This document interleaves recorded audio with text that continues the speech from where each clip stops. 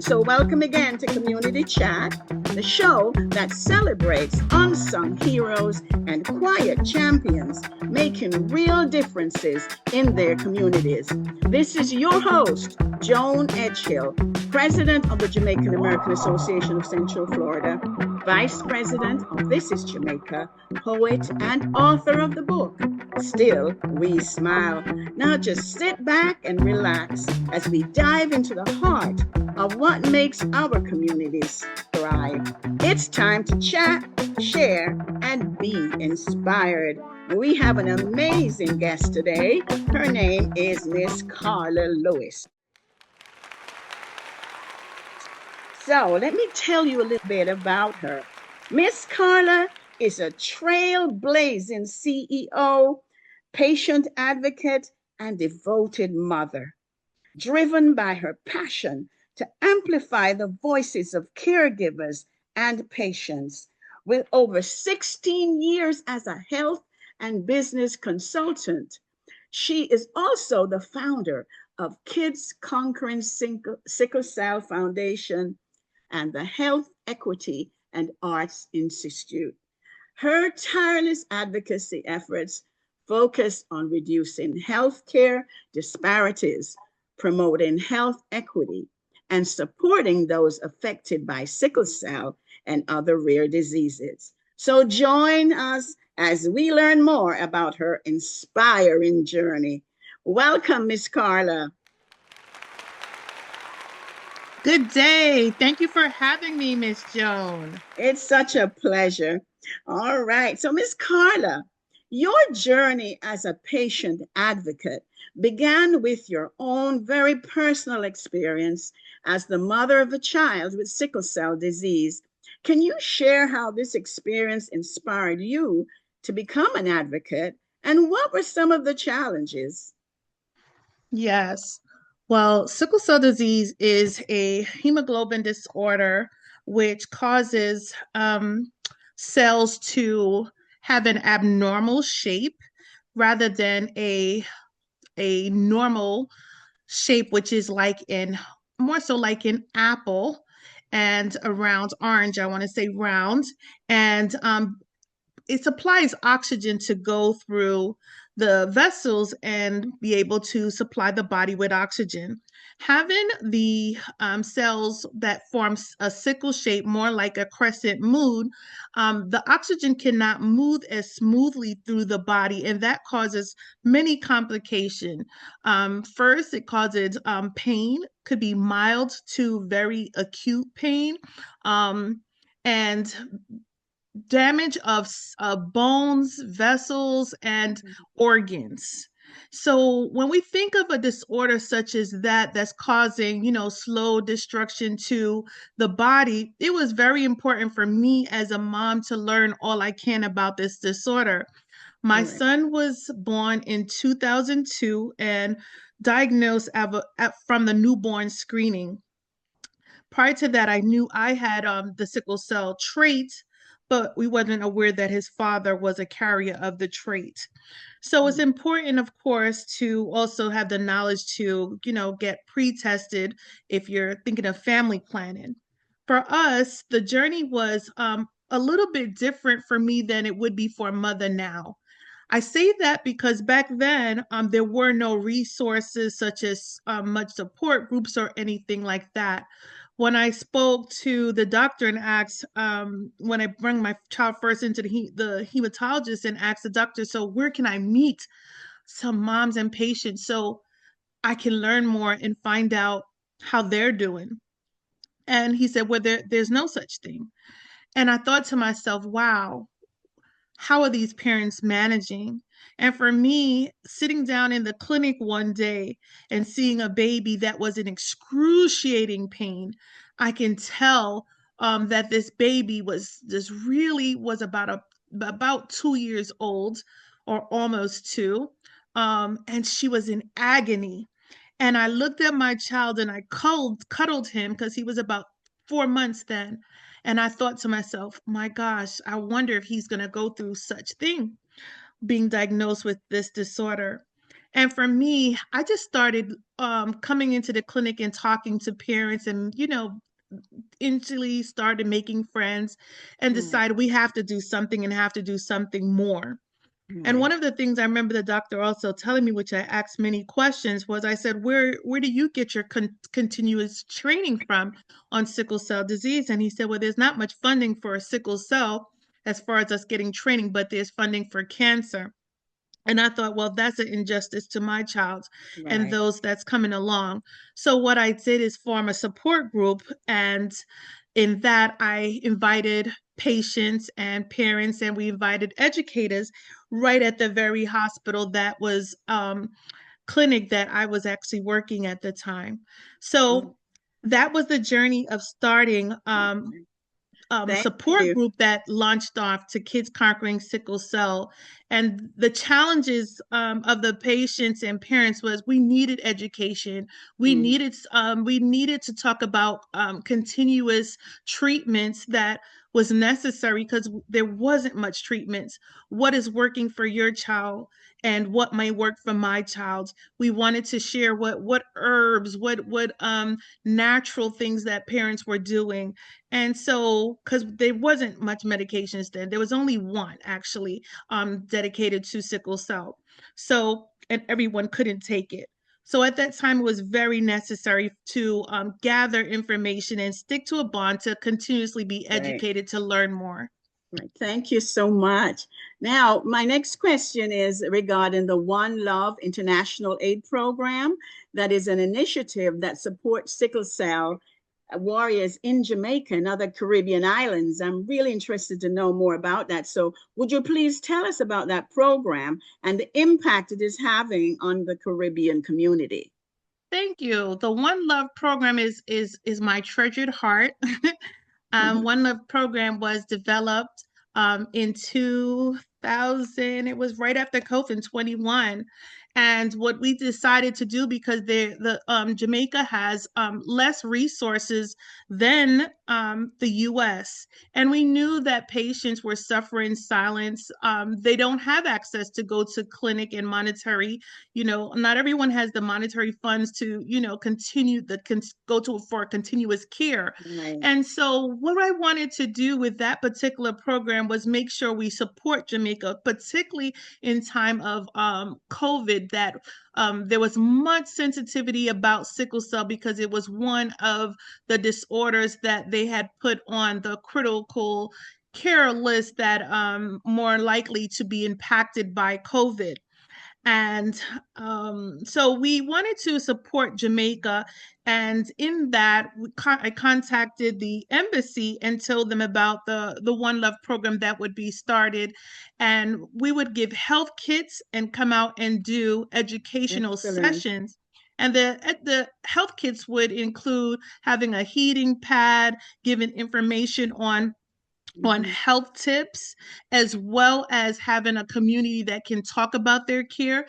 And then we talked about the one medication that they did have access to in Jamaica.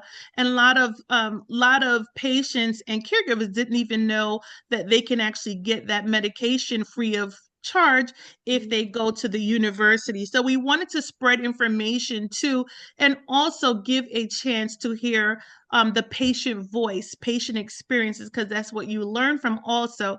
So that program started in 2021, and we've also Excellent. done a food drive to also give food and being able to give, health, those health packets comes with a backpack where they can pack if they're going to the hospital, a blanket, a water, a water tube so they can use and be Yeah. able to also be able to have educational information in that bag on tips that they can use. A thermometer is actually there also. So there's a bunch of things in that kit that we do give so they can feel some self-assurance that if they do Yes. go into a pain crisis, they can start with some home care also Mhm. and then have some tips to keep them healthy. And it's been a great, successful Oh, program. yes, I Love can going out to imagine. Jamaica every year and hearing the testimonies. Yes, that's such a blessing because obviously they don't have the same resources as we have here in the US. So that's wonderful that you're doing that. Thank you. Thank Excellent. you. Now, as let me see, make sure I pronounce this right. Hemoglobinopathy, counselor. Hemoglobinopathy. Yes. Yes. Counselor, what do you believe are essential factors in providing effective support to families affected by sickle cell and other rare diseases? One of the things that we have to do is really care to unite. Um, and when I say unite, is that, Mm, sometimes you, as a parent and even as a caregiver, you can feel this this walk is a lonely walk. yes, And one of the things that I promote is unite with those that have not only particularly your illness, but ask questions to those that also have, rare diseases or hemoglobin disease, because we're a united force together. I always think that even for myself going through my journey, one of the most important things that helped me was talking to other people and caregivers that was living with the disorder, and also being able to network with those that are living with similar disorders. So I think that is one of the important things that gives us strength in the community. yes, And when we think about how our voice makes a difference, yes, indeed. being able to collaborate and move forward and tap into community-based organizations that are having activities such as legislative advocacy days and things like that, I think helps to give us strength and a voice so others can understand the importance of, policy and unity. Yes, you're right. And those two words, communicate and community, go together. So you have to be able to communicate well. Yes, Yes. yes, indeed. Thank you. Now, navigating healthcare policy and advocacy can be complex, right? So, how Yes. do you approach this aspect of your work? And what advice would you offer others wanting to make a similar impact? Well, definitely keeping up with healthcare policies is important. And how I do that is basically staying connected with community-based organizations that help to have advocates talk and network together. There's organizations that are in the community, um, rare rare Right. disease organizations, and that comes together to give us unity as a voice. I feel like, and they do a lot of health policy work. So I Yeah. think we sometimes we don't understand what our strengths are. I can say I remember the first time going into a with an advocacy group to learn more, and I was like, this is beyond me, so new, never been into the walk of, legislative advocacy to learn that and understand policy well, but I knew it was something important and something I had to learn and navigate to learn in order to help the cause. So what I tell others is join together and just learn, and then make the step to make a difference. Learn from others who have the strength and the knowledge about health policy, and talking to our legislators. We learn from them and join in with their groups in order Yeah. to be a larger group of a voice. Excellent. Excellent. Thank you so much. Now, your work highlights the importance of supporting caregivers. So, what initiatives or resource do you think are vital for caregivers to receive the care and support they need? I first say that I think when I think about caregivers, I think about, even the very children that come and care for their parents. When you Mm, think about caregivers, sometimes it's that caregivers caring for the spouse, but also that mom or dad that have to care for that sick child. And what we don't understand so much is that there is a financial burden as well as a emotional burden that comes upon the caregiver.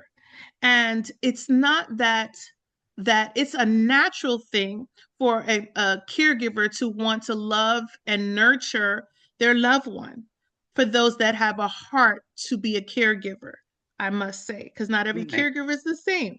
No. But those that have a natural heart and a love and instinct, it's their nature, right? It's within them to care. So it's Yes. vital for the caregiver to seek support themselves. Yes, indeed. And sometimes that might mean mental health counseling. That also might need some respite. That means asking someone else to step in so you can get a break. I'll never forget that my son was in the hospital, and I was with him, and I'm used to being with him all the time. And sometimes we don't understand that even for caregivers, it sometimes get to be a lonely journey, in that having a child with a chronic illness or a loved one that's in the hospital frequently, Yes. they others seem to be that's their norm, and so you don't get visits as much, or you get, I could tell you, for me, I didn't get a lot of visits at all.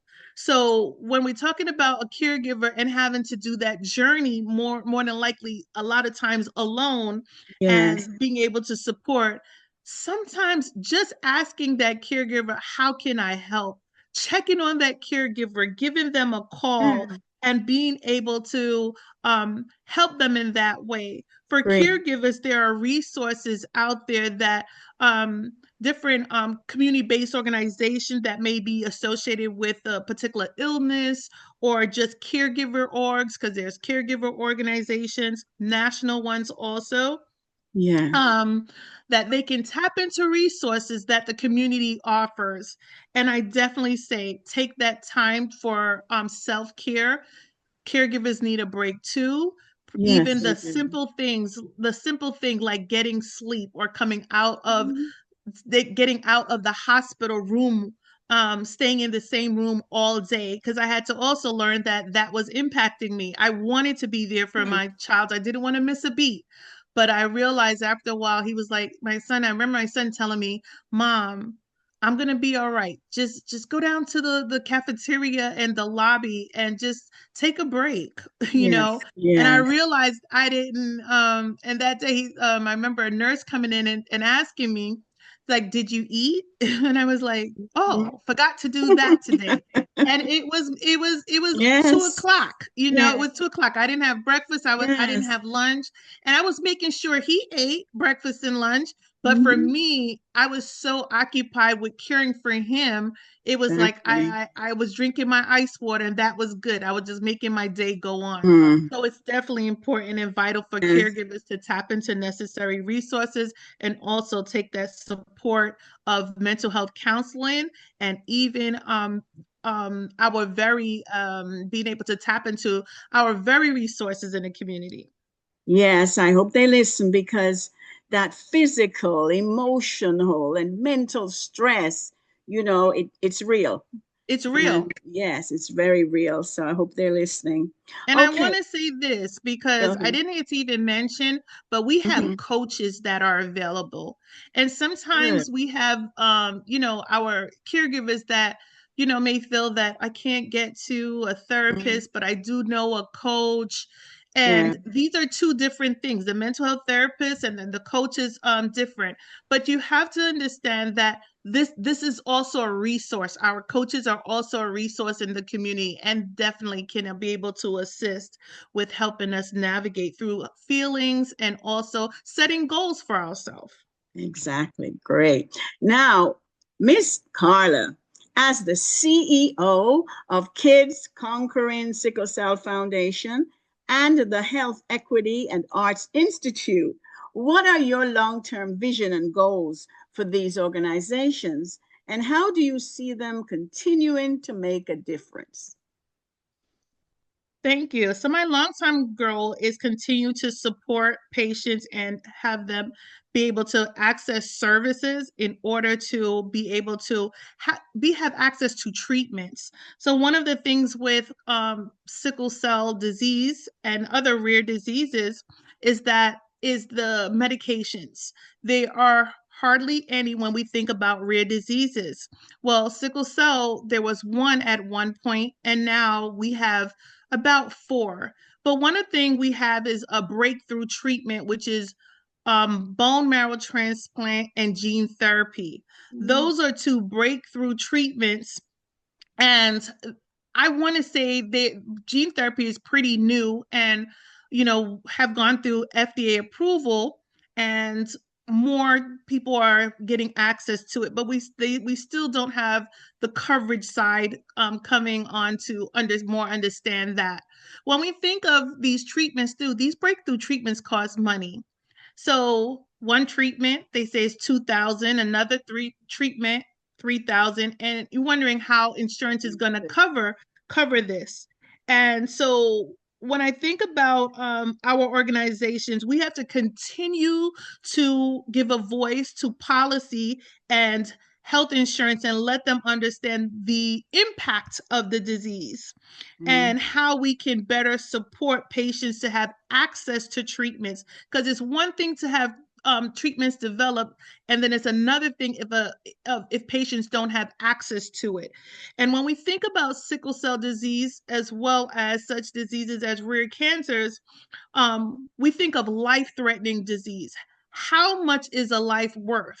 We can't put a number on it, but we do know that the treatments have to be covered by insurance, and the insurance understanding that these treatments are life-saving, and also that the monetary money that's being saved in order for a patient to live out their lifespan with sickle cell, and insurance paying for many hospitalizations and the complications, it really having a breakthrough treatment, having access to a breakthrough treatment such as sickle cell and bone marrow transplant, which costs less. Bone marrow transplant definitely costs less than a gene therapy, but having the access to such treatments, you can't put a number on a saved life. So my organization will continue to echo the voices of patients and the impact of sickle cell disease long term, and provide resources and support in patients through that. And we want to see that every single patient have equal care, understanding that we should see no bridges in the care that they get because of race or sex. We want to know that every patient will have effective health support. Wonderful. I'm so happy that you're doing that, because for some time now, I believe sickle cell has been neglected somewhat when it comes to, taking care of the patients and so on. Definitely, So definitely. it's improved a lot, but thank God for people like yourself. Thank you. We still have Best. a long way to go. And Yes. when we think of sickle cell, we one thing we do know that it's a disease that Yeah. impacts those from the Caribbean and That's the yes. eastern atmosphere. Yes. So when we think of sickle cell disease, we know one that it impacts many African Americans, Yes. and that have also we know that it contributes to lack of interest in putting Exactly. invested in treatments and and Yes. and care, And and research. yes, and Exactly. research. Yeah. We've come a long way, and we're Yes. thankful that we have more treatments and more people that's invested and understand. And when I spoke about my child having sickle cell disease, one of the things is, and I spoke about breakthrough treatments in 20 sorry, I get so emotional even when I think about this. In 2023, my son was able to have experience a breakthrough treatment of bone marrow transplant, and his little brother was his donor. So now he is 1 year and a few months post transplant and Praise doing the very Lord. well, and does not have the impact of sickle cell disease. Wonderful. So I am thankful and grateful. Yes. And it is just because God is we're good. in this time. So Yes. thank you. Amen. Amen. Thank God. Now, balancing your role as advocate with your responsibilities as a mother and caregiver, I know it's very challenging. So, how do you prioritize health care to maintain your own well being? What do you do for yourself, Miss Carla? Well, that's a great question because I was really having a challenging time with that Yes, for a very long time. So I was so used to, making sure that, my son's appointments are on, on schedule and making sure, it was always a time that I always had to be on call because I never knew when he'd wake up having a severe crisis and need to be rushed to the ER and be hospitalized because that was our life, The hospital was our second home. And learning a little bit from other caregivers, I realized that I wasn't prioritizing my health. So one of the things that I consciously did is make sure that I set a timeout every month to definitely have a special lunch by myself, take myself out to, great. a dinner. You And deserve then, yes, I make sure prioritize time away. So time with friends. And I also had a mental health counselor that I got on board to talk about, my feelings and it. making sure that one of the things I did, I incorporated exercise as a routine and made time for it every day, going to the gym. And when I wasn't going to the gym, I would work out and go for walks. Right. So I made exercise as a part of my self-care. And Well, then definitely I started to do, without thinking that, I started to do staycations. So I always would not want to go too far away from my child. So I started to make sure we incorporate that as a a brilliant family idea. that he can also get to enjoy. Sometimes, Very nice. just being out of the same environment Yeah. actually helps the mind.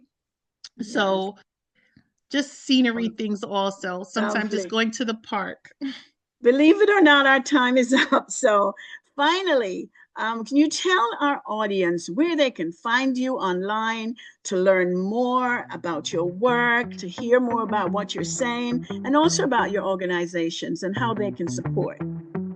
Yeah, so Kids Conquering Sickle Cell Disease Foundation, you can go to the website, www.kidsconqueringscd.org. We are on all social media platforms, particularly Facebook, LinkedIn, as well as Instagram. So we are on platforms. Definitely connect with us. My email is clewis@kidsconqueringscd. Support us. You can join in and learn from our different platforms that we have events, as well as you can give a donation. We, provide support to the community, whether it's gas cards for patients to get to appointments or groceries. And definitely we have supportive events to make sure that we support patients. And then our One Love program, we do our support kit. So we are busy in the community supporting our community, and we would love to have your support. Wonderful. So thank you so much, Miss Carla, for sharing your journey and your passion for advocacy with us today. Your dedication to caregivers and patients alike is truly making a difference. I appreciate you taking the time to share your expertise with us and wish you continued success in your wonderful mission to promote health equity and offering support for those affected by sickle cell and other rare diseases. God bless you and thank you. Thank you. Thank you for having me. Day. Thank you. Coming up next is Mr. Melville Harris, live from Jamaica.